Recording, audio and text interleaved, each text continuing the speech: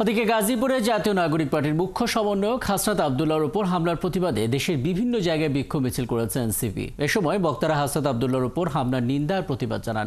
দোষীদের দ্রুত গ্রেপ্তার করে শাস্তির দাবি জানান তারা। একই সঙ্গে দ্রুত আওয়ামী লীগ নিষিদ্ধের দাবিও তোলে। সহকর্মীদের তথ্য এবং ছবিতে বিস্তারিত। কুমিল্লার দেবিদ্বারে বিক্ষোভ মিছিল করেছে উপজেলা এনসিপি ও বাংলাদেশ গণতান্ত্রিক ছাত্র সংসদ। রবিবার রাত ৮টায় দেবিদ্বার নিউ মার্কেট থেকে বিক্ষোভ মিছিল বের করে প্রধান সড়ক ঘুরে একই স্থানে শেষ হয়। এছাড়া কুমিল্লা শহরের পুলিশ লাইনের সামনে থেকেও একটি বিক্ষোভ মিছিল বের হয়। এটি প্রধান সড়ক ঘুরে পুবালী চত্বরে বিক্ষোভ করে। এই সময় হামলাকারীদের দ্রুত গ্রেপ্তারের দাবি জানান তারা। গাজীপুরেও বিক্ষোভ মিছিল বের করে জাতীয় নাগরিক পার্টির কর্মীরা। এই সময় বিক্ষুব্ধরা এই হামলার তীব্র সমালোচনা করে বিভিন্ন স্লোগান দেন। সেই সাথে এই ঘটনার বিচার চান। সুনামগঞ্জেও মশাল জ্বালিয়ে বিক্ষোভ করেছে ছাত্র জনতা।